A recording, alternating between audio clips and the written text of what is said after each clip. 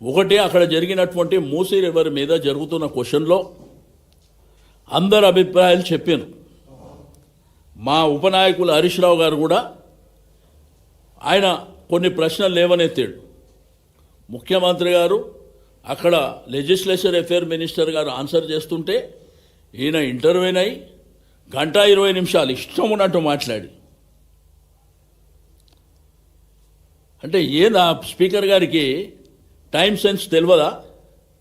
అంటే ఎవరు ఎంతసేపు మాట్లాడాలో ముఖ్యమంత్రి అయినంత మాత్రాన స్పీకర్ గారు మధ్యలో మాట్లాడు.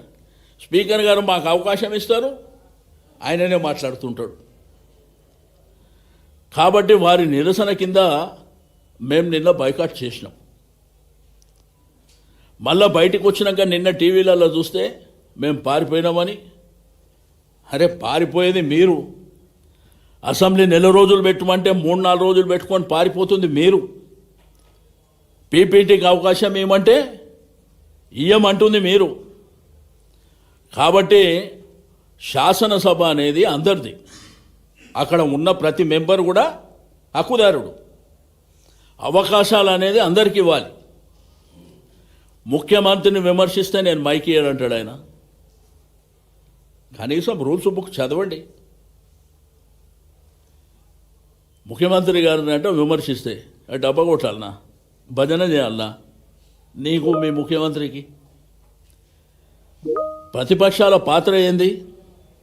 ప్రజా సమస్యల్ని అసెంబ్లీలో మా గలమెత్తడం, ప్రభుత్వాన్ని ఆకర్షించడం, తద్వారా పనులు జరగాలనేది ఏదా ప్రతిపక్ష పార్టీలది.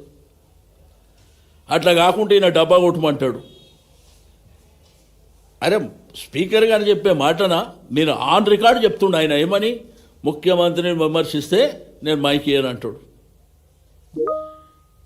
నీకు కూడా స్పీకర్ గారికి కూడా కొన్ని రూల్స్ రెగ్యులేషన్స్ ఉంటాయి దాంట్లో.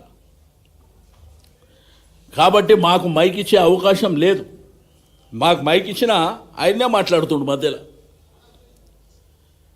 కాబట్టి రెండోది చీఫ్ విప్పులు వాళ్ళ బాధ్యత ఏందండి? ప్రభుత్వానికి ప్రతిపక్షాలను సమన్వయం చేయడం వాళ్ళ బాధ్యత. వాళ్ళ బాధ్యతలు లేనేలేరు. ఎప్పుడు మమ్మల్ని విమర్శించాలి, ఎప్పుడు మమ్మల్ని తిట్టాలి, ఈ కార్యక్రమాలు పెట్టుకుంటారు. ముఖ్యమంత్రి గారు అంత భూత పురాణం మాట్లాడితే శ్రీధర్ బాబు గారికి అనిపిస్తలేదు. ఆయన నేను లేచి అడిగితే ఏమంటాడంటే మీ పేరు పెట్టి చెప్పిండా అని మాట్లాడుతుండ. ఆయన ఓపెన్గా మా దిక్కు చూపిస్తూ మాట్లాడిండు. మిమ్మల్ని తీసుకుపోయి అనంతగిరి హాస్పిటల్లో జాయిన్ చేయాలని చెప్పి మా వైపు చూపించి మాట్లాడిండు. ఆయన లెజిస్లేచర్ అఫేర్ మినిస్టర్ గారు మీ పేరు చెప్పలేదు కదా అని చెప్పి ఆయన తెలివిగా మాట్లాడుతాం. కాబట్టి మాకు మా ఎమ్మెల్యేలకు వచ్చేటువంటి గౌరవం దక్కే వరకు మేము ఆ శాసనసభకి ఎందుకు పోవాలండి? దేనికోసం పోవాలి? ఇప్పుడు ఆడ మాకు మైక్ ఇవ్వనంటారు, ప్రతి విషయం బుల్డోజ్ ఇచ్చే కార్యక్రమం. ఒక క్వశ్చన్ మీద ముఖ్యమంత్రి 1:20 మాట్లాడవచ్చా? మాట్లాడితే మాకు కుళ్ళుందంట మా కడుపులో. నీకే ఆ విషయం ఉంది కదా, ఆ కంపంతా నీ నోటి నుంచే వస్తుంది కదా. నేను అనేక సందర్భాల్లో ఒక సీనియర్ శాసనసభ్యునిగా చెప్తున్నా, ముఖ్యమంత్రి గారి భాష మార్చుకోవాలి. ఇప్పటి ఉన్నటువంటి జనరేషన్ పిల్లలు ప్రజలు కూడా పాడైపోయేటువంటి సందర్భం వస్తుంది. నీ భాషను చూసి మీరు మార్చుకోవాలి. ఒకవైపున ఏం చెప్తాడు, అందరి అభిప్రాయం తీసుకుంటా, నేను ఎట్లా చేస్తే బాగుంటుందో చెప్పండి, మీ అందరి అభిప్రాయాలు. వెంటనే ఉరి తీయాలని కసబ్తో పోల్చడం ఈ విధమైనటువంటిది. కాబట్టి సికింద్రాబాద్ జిల్లా విషయంలో ఎట్టి పరిస్థితుల్లో సికింద్రాబాద్ కార్పొరేషన్ విషయంలో వెనక్కి తగ్గే ప్రసక్తే లేదు. చాలా పెద్ద ఎత్తున పోరాటం చేయబోతున్నాం. 17వ తారీఖు నాడు ఇచ్చేటువంటిది ఫస్ట్ ప్రోగ్రాం అది. ఆ తర్వాత ప్రజల్ని చైతన్యవంతం చేసిన తర్వాత ప్రజల అభిప్రాయాలు, మేధావుల అభిప్రాయాలు, విద్యార్థుల అభిప్రాయాలు, సంఘాల అభిప్రాయాలు, ప్రజాప్రతినిధుల అభిప్రాయాలు తీసుకొని కార్యాచరణ కంటిన్యూగా ఉంటుంది. మీ డివిజన్ డీలిమిటేషన్ కూడా మీరు ప్రాపర్గా చేయలే. 4-5 రోజులలో జరుగుతుందా ఎక్కడన్నా? ఇంత పెద్ద గ్రేటర్ హైదరాబాదు 24 అసెంబ్లీ నియోజకవర్గాలు ఉన్నటువంటి పరిధిలో మీరు వారం లోపల అన్నీ జరిగిపోయినాయి అంటాడు. ఏ పద్ధతిలో చేసిర్రు? ఎవరిని అడిగినరు? ప్రజల్ని కన్సర్న్ చేసిర్రా? లేదు ప్రజాప్రతినిధులు అడిగినరా? ఎవరిని అడగకుండా మీ ఇష్టానుసారం చేసుకొని నా ఇష్టం ఉన్నట్టు నేను చేసుకుంటా అంటే చరిత్రను కూడా మార్చేస్తామంటే, అరే జంట నగరాలంటేనే Hyderabad Secunderabad, Tank Bund left side Secunderabad, right side Hyderabad. నీకు దమ్ముంటే హైదరాబాద్ పేరు మారుస్తా అని చెప్పు.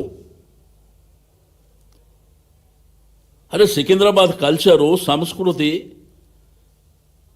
అక్కడ ఒక చరిత్ర ఉన్నది.